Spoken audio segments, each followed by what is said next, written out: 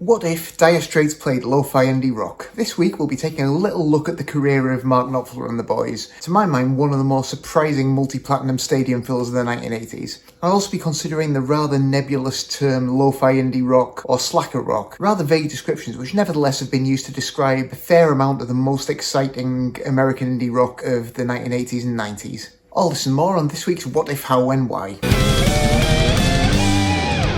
Hi, my name's Morgan Brown, and each Monday I upload a new What If video to my YouTube channel. And then on Wednesdays I follow it with one of these companion videos where I discuss the artists and genres involved in the What If video and also share a little bit of my creative process. So the idea of the What If videos is that each week I pick a popular song and imagine an alternative universe in which some change of circumstances causes that song to come out completely different from the version we know and love. I then take the original lead vocal of that track and record a new backing track to it using just GarageBand and whatever instruments I happen to have to hand in order to bring that alternative version of the song to life. So the song I picked this week was Romeo and Juliet by Dire Straits. I tried to reimagine that as a sort of lo-fi slacker rock track, so if you haven't had a chance to listen to that yet, here's a little taster. All I do is you, and the way we used to do.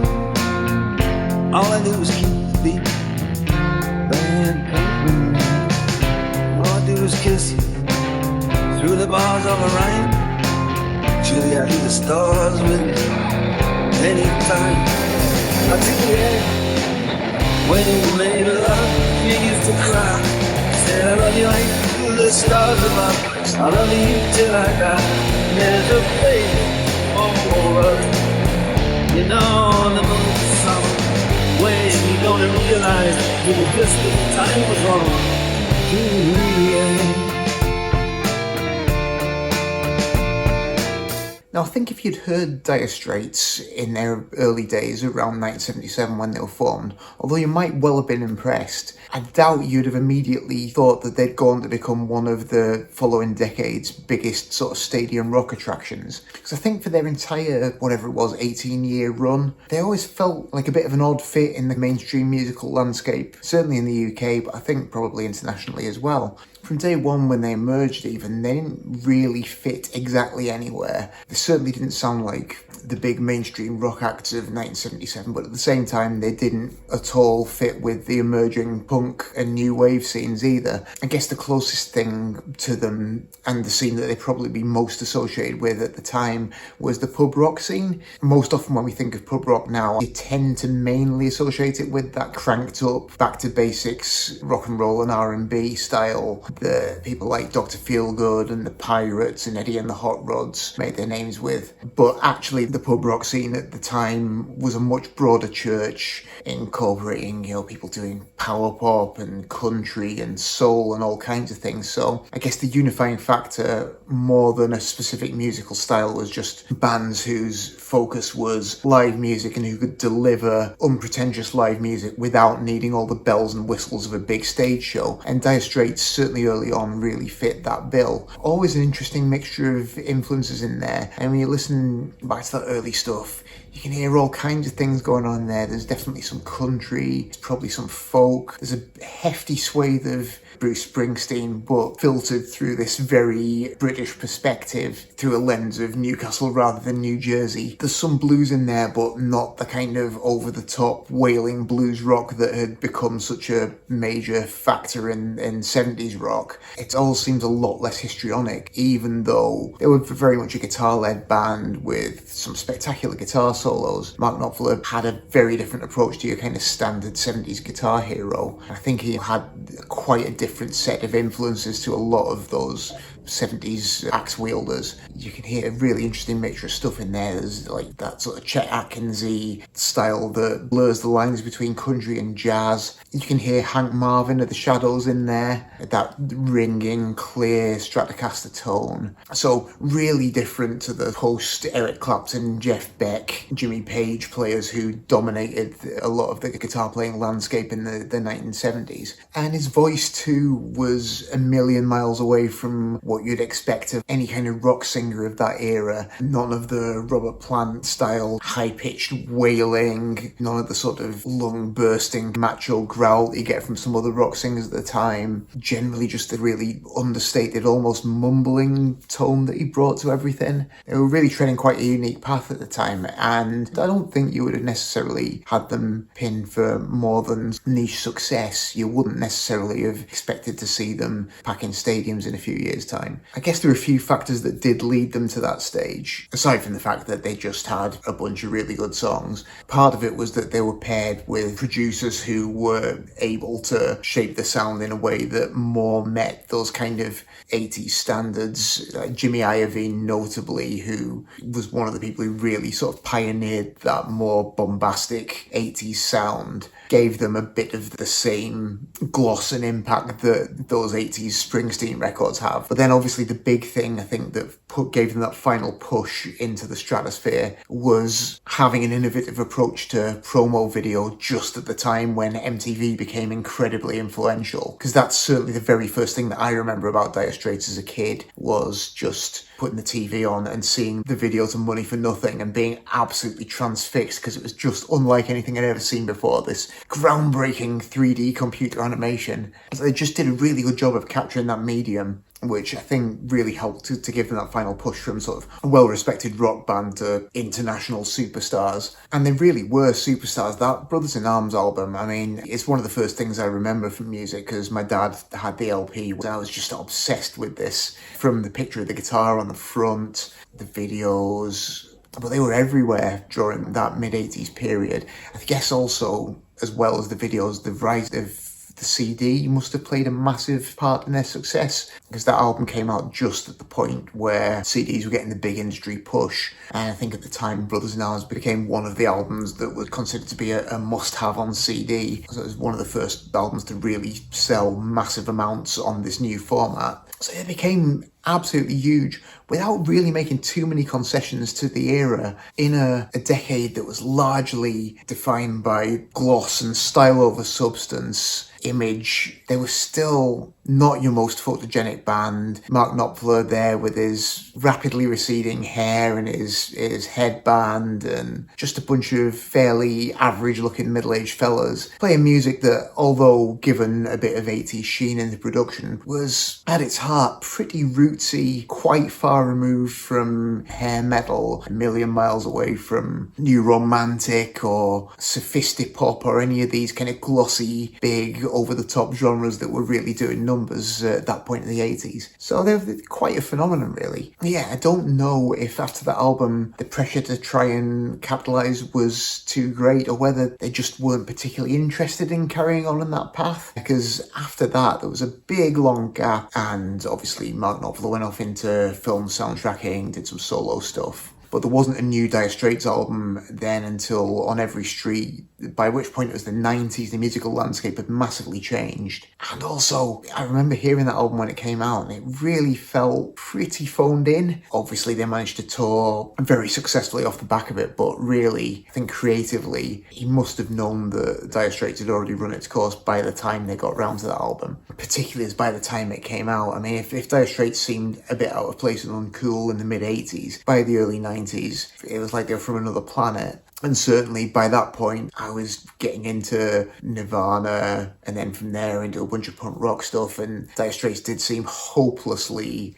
dated and uncool. And although I'm sure there were tons of people like me who got their first interest in music from listening to them, we all kind of quietly distanced ourselves from them. But as a teenager, you can be like that, but I've long since got past the point of caring a tiny bit about what's cool and what isn't. And these days I can listen back to those records and acknowledge that there's a bunch of great songs on there. Mark Knopfler is a phenomenal guitarist and a really good songwriter when he's on form as well. So yeah, if you've been avoiding revisiting those records due to any lingering indie snobbiness, I'd say it's worth putting that aside and just going back and having a listen back to those old records again. I think you'll be pleasantly surprised by some of the gems that are awaiting you there. But yeah, if mid-80s Dire Straits represented a sort of peak 80s glossiness with big slick production and elaborate videos and slick musicianship all packaged together on beautiful, pristine sounding new digital technology, then I guess the lo-fi scene that was emerging from the American indie underground at the time was pretty much the polar opposite. Lo-fi means different things to different people, but to me, I first encountered it as a label when it was referring to this particular brand of American indie rock, when it started to break through a little bit more in the 1990s. Really, I don't know if you could say that either lo-fi or slacker rock are exactly a genre.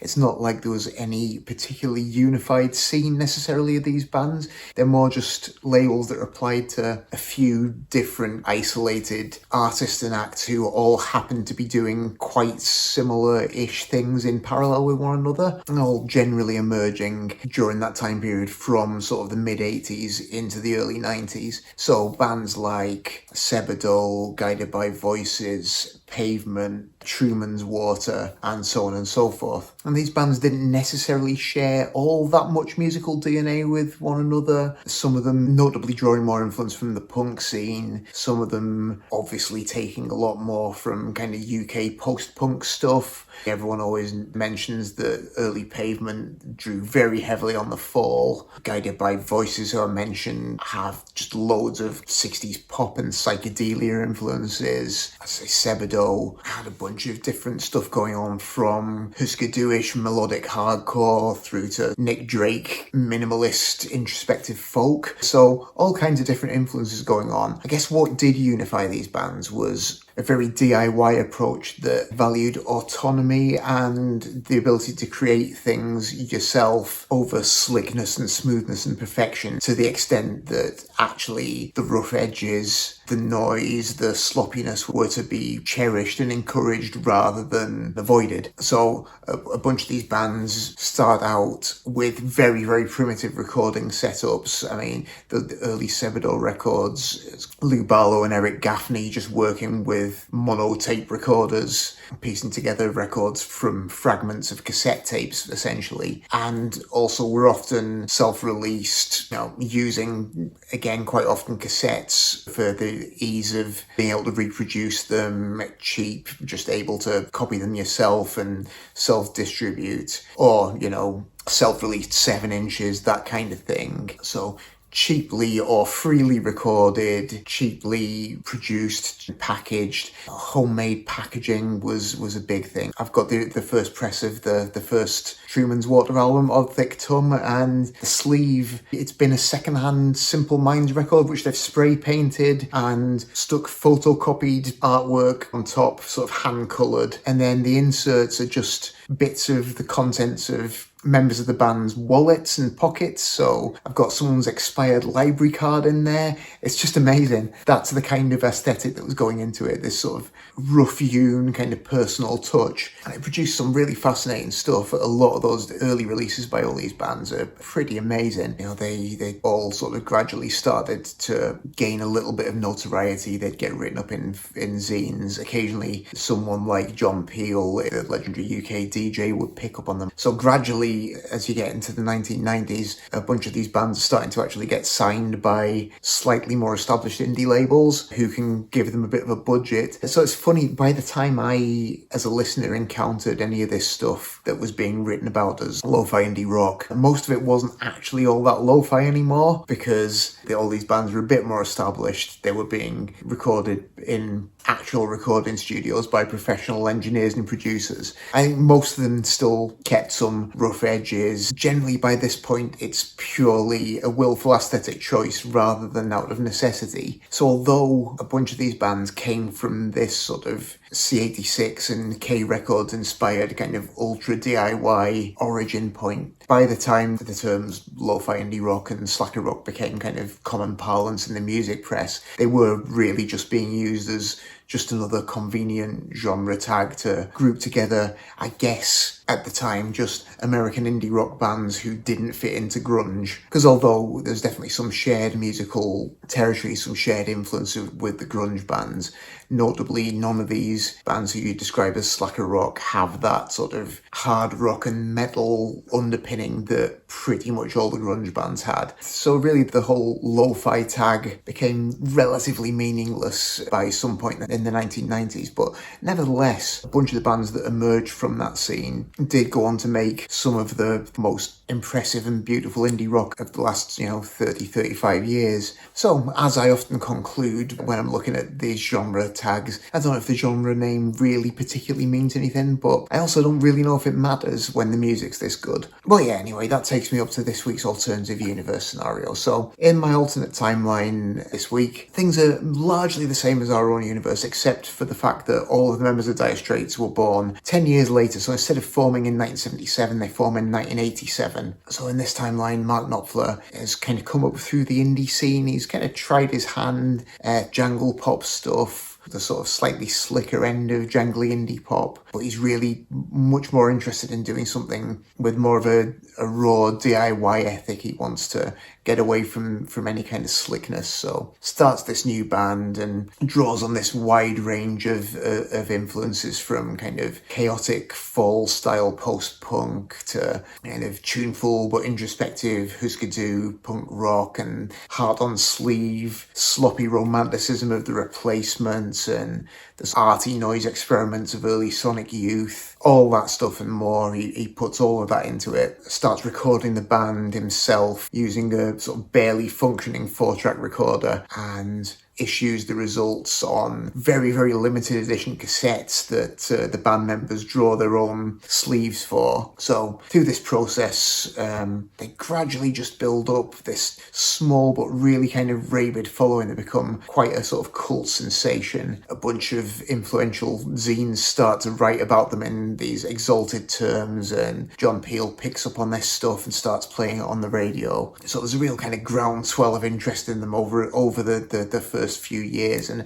eventually in the early 90s they get signed up by Matador Records, who are very excited to have this cult band on their books, finally put them in a real studio with a real engineer, and the resulting single is Romeo and Juliet, which combines the band's scrappy, raw lo-fi approach with some of Mark's most sensitive and melodic songwriting, and a slightly higher than usual level of sound quality as well. And with that extra, not slickness, but level of at least musical coherence, the band breaks out into US college radio, and it becomes a major favourite there, gets really good write-ups everywhere, and it looks like they're on the cusp of an actual commercial breakthrough. But Mark Knopfler, being the indie diehard that he is appalled by this. He feels like he's sold out, so he promptly breaks up the band and resolves to spend the rest of his career just making lo-fi art noise experiments that are resolutely uncommercial, just so that this can never happen again. So, in attempting to turn Romeo and Juliet into some kind of early 90s lo-fi indie rock, my first step as ever was just to get the original vocal, drop it into GarageBand, sync it up to the grid. That done, the next step was getting some drums on there. Played these in on my MIDI keyboard because I wanted it to sound very human, didn't want it to sound remotely slick or professional, so quite sloppy drums with a bit of a kind of loping,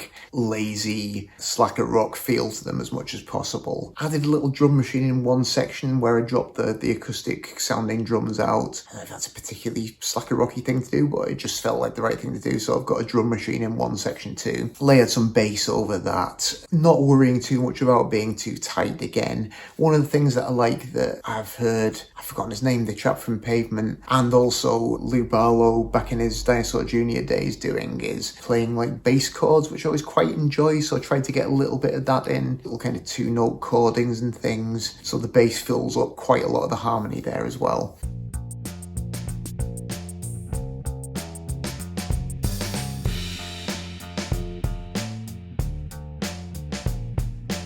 And then obviously it was time for guitars, which I figured we need a few of, so I think I ended up with 4 guitar tracks. I've got a couple of cleaner ones with a tone that is clean when you play softly and then breaks up a bit when you kind of dig in a bit more. So I've got a pair of those, pretty much just improvising throughout the verses, doing vaguely melodic stuff, occasionally wandering a little bit off the beaten track. There are things that sound like mistakes in there, which kind of are mistakes, but I left them in because I figured that was in the spirit of the thing.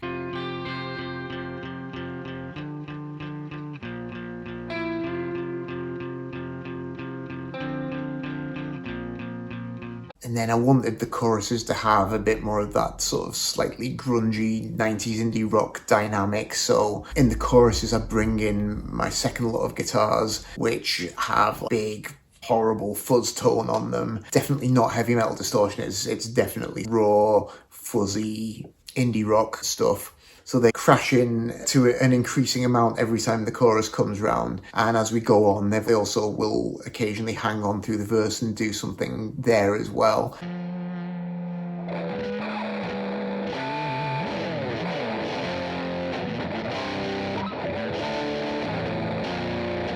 Didn't plan any of it out too much. I wanted it all to sound quite spontaneous, and I think it does. You can also definitely hear at least one of the guitars going out of tune as I'm playing it, and me kind of trying to bend strings back up to keep it approximately in tune. I considered redoing it, but then I thought, it actually kind of sounds like what it's meant to with that, so left it in. It all adds to the lo-fi joy of the thing. And then for the video, as ever, started out with some performance footage of Dire Straits back in the 80s performing the song. I think it's from some European TV show. Obviously, Dire Straits in the 80s don't look particularly like 90s indie rockers, so I tried to work in some more 90s indie rock looking instruments and kind of stage settings to make it feel a bit more like what we're talking about. So edited in some footage from a Pavement show just to get a bit more of that 90s indie rock ambience going. And then to create a bit more of an authentic 90s vibe, I just tried to have a little look around the internet for some kind of camcorder footage of 90s indie rockers being 90s indie rockers, and